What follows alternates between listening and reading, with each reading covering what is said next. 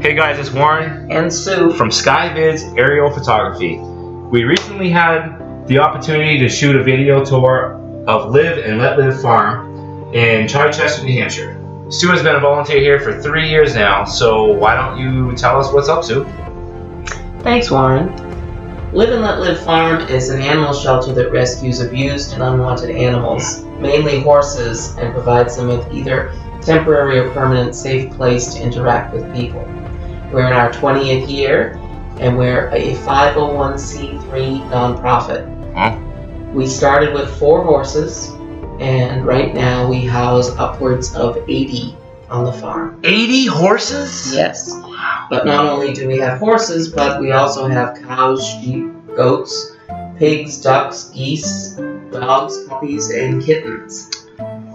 Pretty much if there's an animal in need of a home, and we can help them out, we will try to make space for them. That's awesome. The farm is 70 square acres. It's broken up into multiple paddocks. I believe we have between 20 and 22 paddocks, about that. There's a lot. Yeah. There are owned horses on the farm. There are also what we call farm horses. Volunteers can choose, if they adopt a horse, to house them on the farm for a boarding fee, and it also helps the farm get people to man the feed shifts. There's one of our residents now over by his run-in. The volunteers that house horses on the farm have to do at least 1 feed shift a week. So that is guaranteed volunteers for the farm for the feed shifts. That makes sense. Oh, wait. Was that something sticking its head out that hole? No. Oh, I thought. I'm sorry. Go ahead. Anyway, that's the round ring right there. That's one of the exercising rings that we use for the horses if you want to work with an animal independently from his paddock mates. We are not a riding facility. No riding at all whatsoever? Not no riding at all, but new volunteers should not come to the farm with the intention of riding. Horses have to be worked with, a relationship has to be established with them, you have to become a part of their herd, spend time in their paddock, cleaning, mucking, walking with the horse, grooming the horse, and really establish a relationship with them. Most of the horses that we have come from difficult situations. They've lost trust in humans, and we need to rebuild that with them. The horses that come in that are sound for riding are usually adopted fairly quickly, and they leave the farm to go live with the families that adopt them. Right. We have a large riding ring that's coming up in the video. It's usually here it is right here. That's the actual riding ring right here. Yes, not a lot of riding goes on there per se. It's really to work with the horses, exercise with the horses. We have clinics that are hosted by very talented volunteers and trainers who donate their time to the farm to help rehabilitate our horses. Now, where's all this? Who puts all this money into this place? I mean, we're run entirely on donations. It costs over $300,000 a year to operate the farm, and we have to raise all of that money every single year. Jerry and Teresa are the owners of the farm. Jerry is very handy and uses as many of the natural resources on the farm as he can to build the run-ins, the fences. He cuts down trees and uses the timber in his sawmill to make all of the panels that we need, and he really does a great job. I actually met up with him, and he's a really nice guy, him and Teresa, and he was telling me how he does his run-ins and his fences, and it's amazing that the acreage that this place has, they actually use all the wood from the trees to build every single thing that you see in this video. And he's a very smart guy, and knowingly and actually having that sawmill is actually really helping him out, and all the farm animals and the people that come in. So it's definitely a well-used resource on this farm. Yep, he actually built the pond that we're looking at. It was his project for a couple of years. He built in a drainage system so that he can actually raise and lower the level of the water. What? And in the wintertime, it becomes a skating rink. Oh, that's great. Yeah. We had a beloved volunteer named Cindy who passed away last year, and this is a bench in her honor that some of the volunteers built for her. She was very dedicated to the farm and to its animal residents, and it brought her the most peace in her life. I believe it. This place is a beautiful, beautiful place. I am so glad to even be here.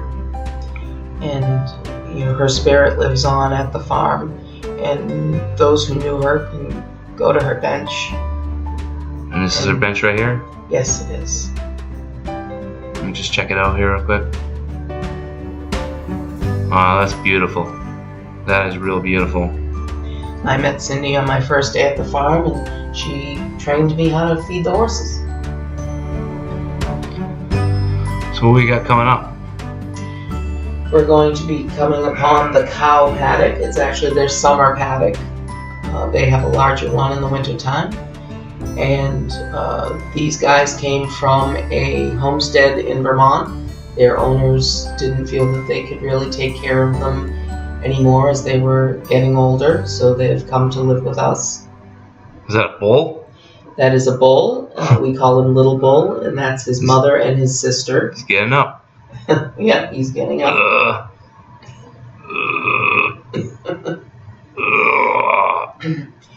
Little Bull's a good boy, and they're very tame. They're very tame. They can be petted. They love their treats. They love getting their fruits and vegetables with their meals. Can you pet these guys? You absolutely can, and they're as soft as dogs, especially him. He's surprisingly soft, in fact. They're not at all what they are portrayed as out in the media. So that's some of the logs that Jerry cuts with his sawmill and his log splitter. And we have a 53-foot trailer right there that's full of hay. Really? We go through an entire trailer every few weeks for a cost of several $1,000s each time. Wow. It's a very expensive place to run. So we have all different kinds of rescues. We have Jake, who's standing there with his person. He was found in a squatting situation, and he was very distrustful of humans when he came to us. But you can see he's found his human, and he's quite happy. We have other rescues that come to the farm from the pharmaceutical industry. There's something called Premarin mares and Premarin babies. There's other rescues that come to us from the thoroughbred racing industry called nurse babies. And we have neglect situations like the guys in front of us. Mm-hmm. They were locked in a barn for 10 years of their life just because they were born males instead of females. That's ridiculous. It really is. And it was a rescue that Teresa worked very hard to see through to the end. 10 years? 10 years. That's inhumane. It certainly is. Thank God for this farm. It is a lifesaver for not only animals, but many humans too, because it brings such peace and healing. I noticed these trees are cut down. Those has something to do with Jerry? Yes, I'm not quite sure why those particular trees were cut down, if it was health of the tree, but he's utilizing all of the wood that is coming from that to further the building and rebuilding on the farm. We also have sheep and goats and pigs. The sheep and goats would be in the far paddock. They seem to be staying in their run-in though. The pigs are in the foreground here, and they were house pets, and their family moved to Texas, I believe, with the hopes that they can send for them to move out there, but we have had them several months now, and they have not moved yet. I was hoping to see the goats. Yeah, it's midday when we were taking this video, so they stay in the run-in to keep cool. Alright, so let's get out of here and let's check out the other paddock from a little bit higher up, shall we? Sure. All right. What we got here? Who's this? So we have Sky and Gypsy are the black horses, and I believe Sandy is the name of their new paddock mate. And the black horses are American Mustangs. They have tattoos, bleach tattoos on their manes or on their necks to identify them in the herds. Then we have the senior paddock that we're passing over right now that stays close to the grain barn because they get fed extra meals during the day to keep their weight up. And as you can see in front of us is a new paddock that Jerry is building. It was actually a paddock, but he's revitalizing it. It used to be a hill. So he's knocked down the hill and made it flatter terrain for the horses. What is that? What is that behind the white horse on the left over there? That is a natural water source. I don't know if it's a stream or a river, but it is a natural source of water for the horses. And we have other paddocks that also have water sources at the beginning of the farm that the horses can drink from in the summertime, and it supplements the water supply that we have for the horses. How many gallons of water does an actual horse drink? A couple of 100 gallons of water. An individual horse can go through a couple of 100 gallons of water in just a few days. We generally have between 75 to 150 gallon water tubs in each paddock, depending on the number of horses, and those get filled and or topped off every day. So with that water running in the background, you don't have to give any water to them at all? Like they just drink out of the stream? Yes, as long as we maintain making sure that the streams are full with running water. Gotcha. Because during times of drought, they can get pretty low, and it's not reasonable to expect the horses to get all of their water from there. Gotcha. So we got here a horse, and that is a beautiful horse, actually. Yeah, he's one of our newer residents. Unfortunately, I don't know a whole lot about him. But he'll be integrated with other horses when they find a suitable paddock for him. The sun keeps coming out here. It's a little hard to keep the sun and the exposure here. Let me just switch that down a little bit. Right here we go. That's good. All right, so where are we headed now?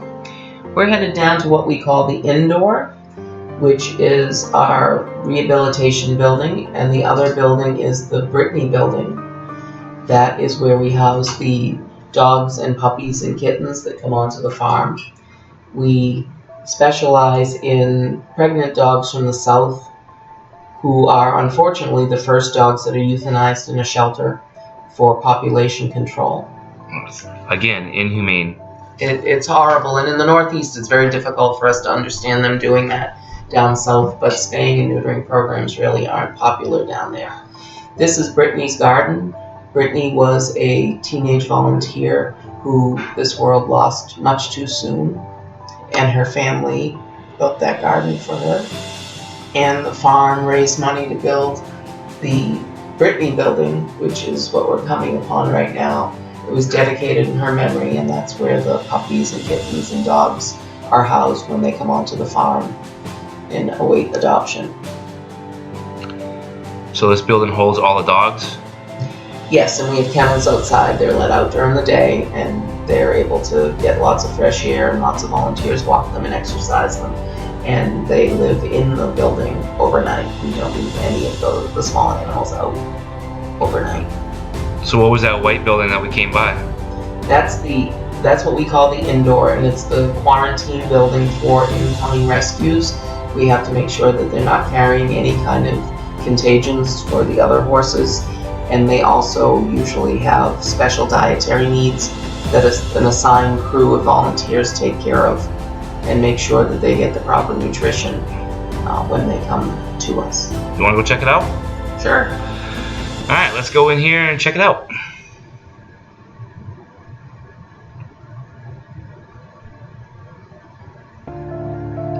So we have two recent rescue groups in here.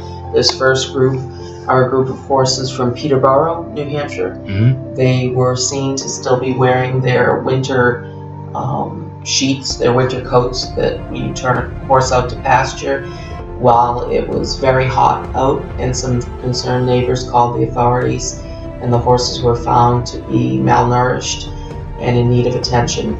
So the folks that had them turned them over to the farm so that we could take care of them, and they're coming along quite well. It was actually a mom and her kids, or her children. Is that an actual chicken with shoes on? No, he actually is a breed of chicken that grows feathers on their legs. I like to call them chickens with chaps. I think they're called bantam chickens. What do we got here? So this here is our most recent rescue that was very well covered in the news. They're from Deering, New Hampshire. They were locked in a barn, they believe, for more than a year with minimal food and water. It was a horrible situation, and it was covered, as I said, very broadly on the news, and they're coming along nicely now, but there's a long way to go. Their hooves are overgrown, and they've been starved for a very long time, so it takes 5 or 6 meals a day with special nutrients in them to get them used to eating again and to get them to gain the appropriate amount of weight. Some of them, this white one that we're going to see here, came in with sores on his body, and he has to be medicated every day, and that has to be treated, but hopefully they're going to pull through, and it'll be a good thing. Knowing this farm, they will pull through. I mean, they do such a great job on trying to rebuild these animals. I mean, it's amazing the stuff, how they came in and how they are now. I mean, I've seen a lot of stuff. It's amazing. Yeah, it's just unfortunate. Sometimes the organs just can't bounce back, and we lose horses that we hope to have saved. But they know that every moment they're with us, they're loved and taken care of.